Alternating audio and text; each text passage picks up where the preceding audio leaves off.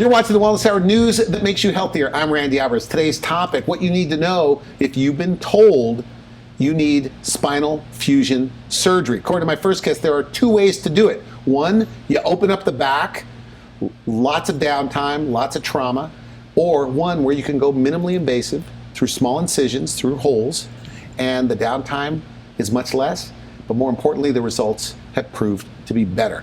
With us, we have neurosurgeon. He's been on the program before. He is America's go-to spine surgeon. With us, we have Dr. Hamid Abbasi. Dr. Abbasi, welcome to the program. Well, it's my pleasure to be on your show, Randy. Good. Now, you get a lot of attention, and I'm trying not to side with you, but you get a lot of attention. I mean, you're all over the news, you're in print, and so thanks for coming on the show. But you say it's kind of, we talked in the green room, like this is kind of a movement that's going on, these new low downtime, minimally invasive surgeries. Well, the thing is, patients understand now better than ever how to get their information for their health-related issues. And when they go regarding the spine, they understand that they don't have to suffer anymore, and they don't have to go through a tremendous amount of injury to get better. And I think that is why we have becoming very prominent in the internet. Okay. And people, and as well surgeons, not only from the United States, but around the world, they are now flocking around us to see what this is about. It's a big buzz going out there. Okay. Now, at the top of the show, I talked about there's people in pain that don't have to be. Mm-hmm. But with some of the limited research, and these could be off, but about 500, I was told just yesterday, about close to 500,000 lumbar spine surgeries are being done a year, the old-fashioned big open way, every single day. 25 will be done today. You say there's a better way with less downtime, less blood loss, and better, ultimately, results. The data you're reciting is actually from Medicare for Disease, and it's from 2015 that says about 1 million spine surgeries are performed annually in the United States, and 500,000 of them are spinal fusion. And for lack of other term, I think the Lord put our spine in the wrong place. What do you mean? It just takes lots of work to get there and get to where the problem is. We have to either fillet you up open from your back or open up your belly and so on. But as well, we have grown tremendous in our technology.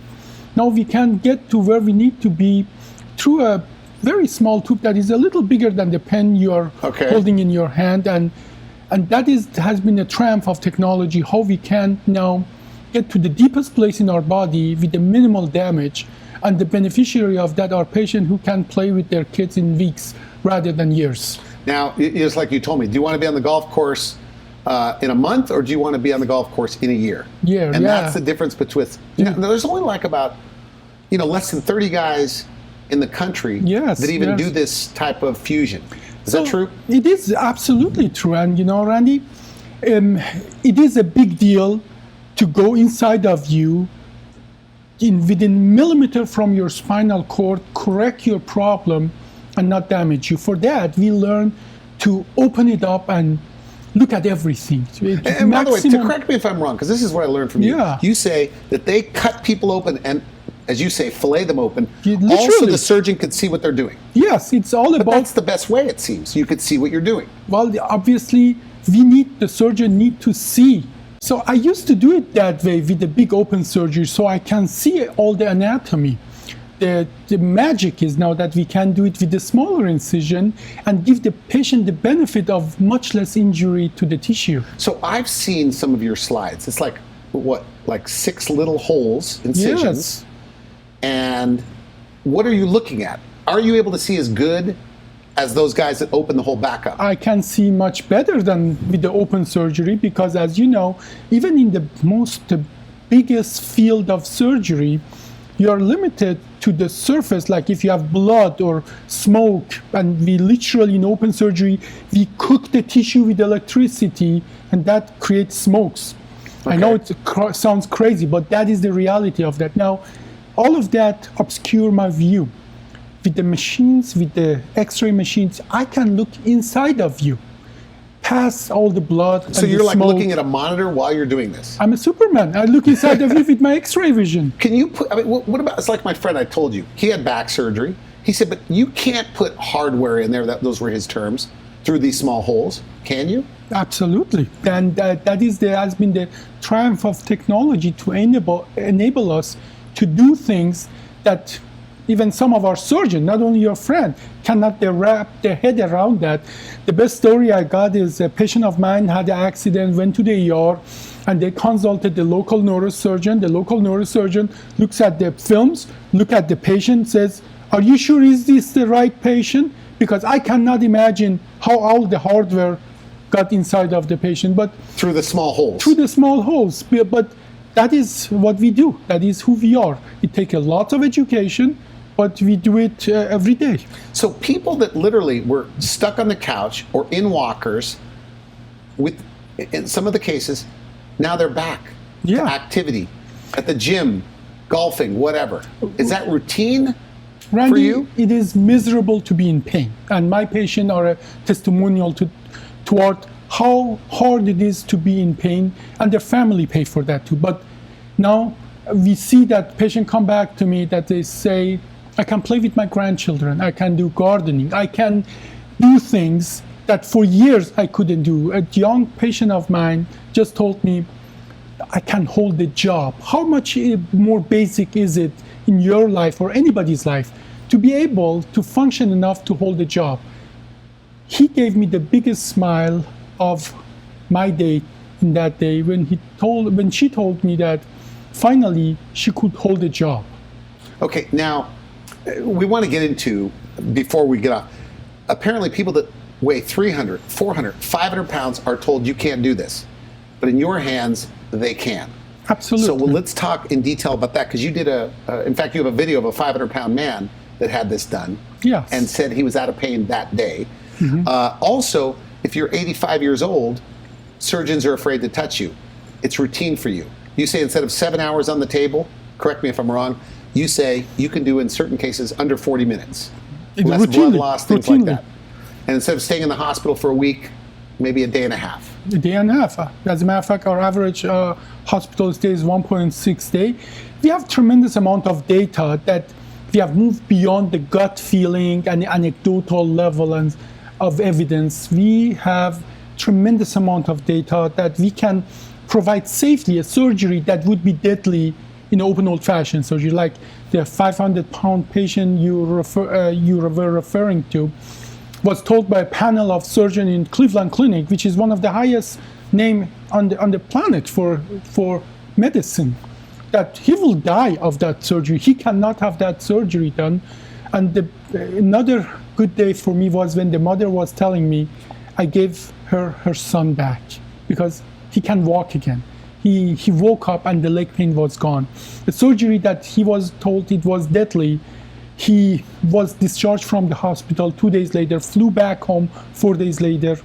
And I have that picture of that mother with a tear in her eyes when she has the son back, when she sees that the son can perform at the basic level again, that he has not been able to do for years. And I would totally understand why the biggest places of the practicing medicine in the United States would say they cannot do that surgery. That surgery for a 500-pound patient is truly deadly. And I used to do that surgery. I know what that means. So you would have probably turned him away as well? At that time, I would have. Because the risk of all the blood loss and opening up his entire back, cutting muscles. And even laying on your chest, on your lung for that long, your lung will not recover from if you are 500 pounds or even 300 pounds, your lung will not recover if you're laying on it for that long. So you just make that long surgery shorter. Okay, so how is your surgery that much different? You know, I don't cut the muscle, I don't cook the muscle, I don't cause the bleeding. So within minutes, I am where an open old-fashioned spine surgeon needs hours work to just get in. You remember I told you that Lord put the spine in the wrong place? But it's hard to get to. But as well, he gave us the tools to get there within minutes, not within hours. Let's back up for a moment so people at home know. At what point, like what has to be going wrong for a person to even be suggested that they need fusion surgery? When you sit and you're in pain, when you move and you're in pain, when you try to do basic daily activity and you have pain in your spine that it doesn't let you live your life, most of the time the problem is that the disc that separates the bone has stopped working properly. Many times we support the spine for you not to need the surgery. Many times we help the patient by just trimming that disc and they'll get rid of what pushing on the nerve. But sometimes that disc is so destroyed that the only way to treat that is getting rid of that disc completely. And that is where we can do that surgery. So these discs, yes, they go in between the bony structures of the spine. They kind of, like you said, like a flat tire. yes, yes. So when somebody's bone on bone, or their discs are gone, yeah. their only option is like a fusion in many cases. By the time you need truly a fusion, you don't have a flat tire. You have a no tire. You're driving on a rim. Your bones are grinding the bone, and that's extremely painful condition. That is when you need us. And with the fusion surgery, now there are open and minimal invasive ways of treating that condition. And I think we have enough data to show that in every category, we can provide better result to the patient much faster without destroying and causing too much collateral damage. You're putting in a way like scaffolding. Yes. So if it's bone on bone, you're kind of putting hardware in there that eliminates, or what? What are you doing? Well, Like, how does the fusion work is what I'm asking. the fusion works when you get rid of a bad disc that's non-functional, permanently non-functional anymore. Because imagine if that disc is there but is not really working, the pieces of that disc are going to just fly around. I'm using the term fly around, nothing really fly around in you, but it pushes on the structure that are surrounding that The disc. nerves? And that is the most important piece, that the nerves are just in the close proximity to those discs, and pressure on the nerves not only is extremely painful, but practically it causes you lose function. Like you cannot use your muscles, you cannot walk, you cannot go to bathroom. Basic function of your body is controlled by nerves, and if those pieces of material of the disc just go randomly push on those nerves, that practically prevent you of performing as a normal person. So the fusion does what? The fusion actually get rid of those pieces of the disc that are not functional anymore. It lifts two bones against each other. So it lifts it, like separates it. Oh yes. Okay. Some of our patients are 2 inches taller after we are done with the big surgery. Okay. Not that's the reason we do the surgery, but Okay. they come and say, I measured myself, I'm taller and I'm straighter, I'm standing up. My neighbor told me, I have never seen you like this, because the posture changed there, and they're truly taller. And the way we do that is by putting a piece of very specialized metal where the disc used to be, and lift up those two bones against each other. And by doing that as well, we get rid of the pressure on the nerve. So that the pain goes away. And that is why they wake up and tell me, my leg pain is gone. What did you do? And has been actually very tremendously beneficial to the patient, because they can walk. All of a sudden they wake up and within hours of my surgery they walk. Whereas we know that after open old-fashioned surgery, it takes so much longer for them to be able to walk. But we have tremendous data that we show that our patients wake up and the leg pain is gone right away, and they ambulate, 96% of them, within the first 24 hours. What does that mean? That means you get out of the hospital. That means you can go home. Okay. If you cannot walk, you cannot go home. And they feel better right away. And that part, based on the direct pressure on the nerve, that symptoms are corrected almost immediately. It's almost like magic. They wake up, the leg pain they had for years is gone. They couldn't walk for 5 minutes. They couldn't stand for 5 minutes. And all of a sudden, they go around the floor in the hospital or surgery center, and they look at their legs and they don't believe what's happening. The pain's gone. The pain is gone. I can walk again. And even though they still have some surgical pain, but that pain that for years prevented them to perform at the basic level, that is gone. Spinal cord stimulation, where you literally confuse the signal to the brain. Sounds great to me. Another fantastic procedure for selected group of people where they have a neuropathic pain, like burning pain in certain areas and so on. I just can't make my patient understand that the pain is a signal that something is wrong. So if you're bone on bone, the spinal cord stimulation may block the signal, but you still have the problem. You still have the problem. And Okay. it's a bandit, it's a covering the reason for the pain, but sometimes we still do that if we cannot fix them in any different way. But if you can put the fire out, you shouldn't cover the noise of the smoke alarm. So as a neurosurgeon, you do all these minimally invasive things. These are all repertoire of any It's all a judgment call neurosurgeon. on your part of what Correct. technology to use. And, and I think that is our advantage, that the reason we choose a surgery for the patient is not our ability, is about what the patient truly needs. You mentioned 3-level. I don't really know what that means, but I'm guessing what it means. But a 3-level. I was told, Randy, maybe on a, because I ran this by a few of my buddies, Yeah. my interventional pain guys. They're going, I don't think you could do more than a 2-level minimally invasively. But you can. Well, we have done 7 levels minimal invasive Through these small incisions? through the small incision. That is how far we have come. Now, you were just, Randy, showing me up this beautiful set here in your thing, and you were telling me how expensive those cameras used to be and how the technology has moved now. You were showing me your new iPhone, that how much of this big technology is now concentrated in your just cell phone. Our technology is not only has improved in your cell phone technology or camera technology. Medicine as well has come a long way. So there's only 30 guys, is that true? Less than 30 guys that know how to do what we're talking about. And we have trained Is that 1/4 of true? them. Absolutely, yes. And you've trained all of them? No, I Most of have them. trained 1/4 of them, but that is exactly the difference. The difference is doing that surgery for 2-level or 7-level, doing it for scoliosis or for regular case. This is where what we have been able to do for enough is never enough for us to do the right thing for our patient. I have a friend, this is about scoliosis, 65 years old. Pretty healthy guy that I know of. He runs and everything else, but he's got severe scoliosis and he's starting to get pain. He was told he's too old for surgery. It's too risky.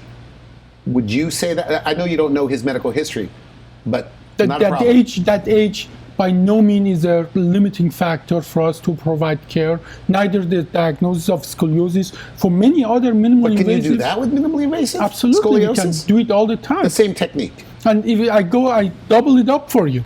I do it even in situation that patient has comorbidities that cannot help with any kind of surgery at all. Like a Jehovah's Witness who had to come to us after 4 surgeons told her, you will bleed and die on Because the they table. can't get blood transfusions. The Jehovah's Witnesses, they cannot have blood transfusion. Okay. They have to choose between their faith and their health. They don't have to. Even in those situations, that patient had a much bigger surgery than 3-level, has a scoliosis, and was told Did by... you do it? I did it. Not only that, we have a testimonial of the patient. 1 month after the surgery, that patient drove 400 miles 2 days after the surgery to go home, and could do that, and is back to life, to fullest life, within just a month or 2 after the surgery. This is as close to medical miracle in the spine it can come. So there's 500,000 or more people that are in pain that could benefit from a fusion surgery, but because of their weight, they weigh 250 pounds plus, 300 pounds plus, they're doing nothing. And you don't like that. I don't want to put words in your mouth, but tell me about that. Like, what do they go through if they do nothing? So, Randy, we as surgeons are the most trained people to provide certain kind of care to our patient. Okay. And it breaks my heart every time I have to tell my patient, I cannot help them. And it used to be a lot. I used to tell my patient a lot, you need a surgery, but you're too big, you're too old, you're too sick for a surgery, because I have to weigh the risk versus benefit. Okay. Am I really helping you with my surgery? And many times the answer to that was the surgery will help you, but the collateral damage of the surgery will get you down.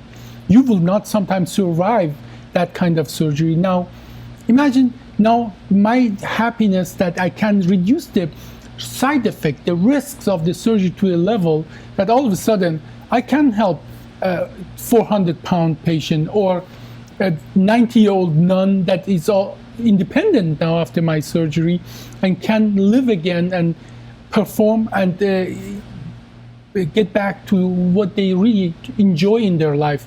For some people is golfing, for some people is doing carpentry, for some people is gardening.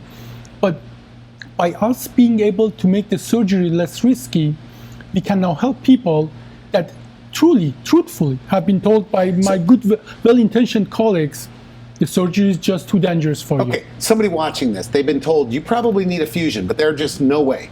What's their life going to be like to stay out of pain? Well, how do we treat the pain? We give them medication. That medication slows you down. Your relationship with your family changes. Your spouse cannot stand you anymore because you cannot participate in any meaningful way in the family life.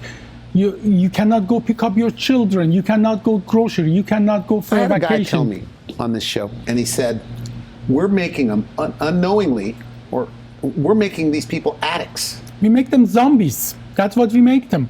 By not giving them a care that they truly need to perform at the basic level that you and I take granted. So this minimally invasive, what do you call it, by the way? This minimally invasive We call it surgery? inspired spine OLIF. That's Okay. what we call it. Okay, and so basically, for people just tuning in, there's two ways to get a fusion surgery. A surgeon has to open you up as wide as they can so they can see it. And probably a little suction thing to get the blood out of it. Yeah, not a little, a lot of blood. And you can lose close to a gallon of blood, according to you. And it in takes, certain scoliosis surgery, yes. it could take 6 or 7 hours to do these surgeries. You do it in some cases under 40 minutes. Less blood loss, and you're not damaging or detaching muscles and things like that. Do I have it right? You absolutely have it I right. know the big benefit is low downtime. Downtime's right away. But what about results? I mean, if you had to stack the standard way, 500,000 of these are done, against this way you're doing it, closed, through, minimally invasive, how do you stack up as far as results? Like, who has more activity? Who has better support on the spine? It compares, the open old-fashioned surgery compares to inspired spine OLIF the way I would compare in a match fight to Arnold Schwarzenegger 40 years ago. That is how it stands up to the open old-fashioned surgery cannot keep up at any level. It just gets smashed down because we lose 1/10 of the blood. Our surgery time is so much shorter, so the lung recovers so much faster. The traditional spinal fusion that's being done every day across America, 500,000 of them, it leaves you with permanent damage and yours doesn't. What do you mean by that? Could you clarify that? Randy, in an open old-fashioned surgery, when we cut those muscles, we do not reattach them. Those muscles literally die and turn into scar. Practically, So you have to cut muscles. we the other have way. to, and then we cook them to stop the bleeding. But those muscles now are turned into scar. They have no function anymore, and they cannot help you in your life. That is already a significant permanent damage. So No- mobility is affected? Imagine you had the shoulder surgery and the surgeon doesn't reattach the muscle in your shoulder. Your shoulder will be rendered physiologically dead. This is what we do to the spine with the open old-fashioned surgery. And with yours?